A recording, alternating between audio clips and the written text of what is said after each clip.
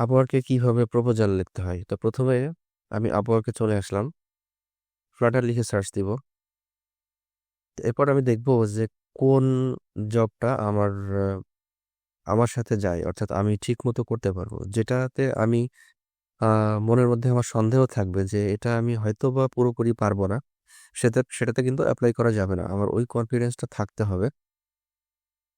আর যদি আপনারা কনফিডেন্স না থাকা অবস্থায়ও অ্যাপ্লাই করেন কোনো একটা জবে, যেমন কিছু জব আছে যেরকম আপনি জানেন যে আপনি এটা নিয়ে কখনো কাজ করেননি, কিন্তু আপনি চাইলে কিন্তু সেটা করে ফেলতে পারবেন।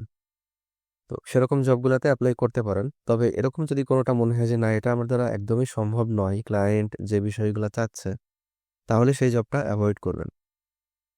আর আপনি যদি বিগিনার হন, তাহলে একদম বেসিক যে জবগুলো আছে সেইগুলোতে অ্যাপ্লাই করবেন।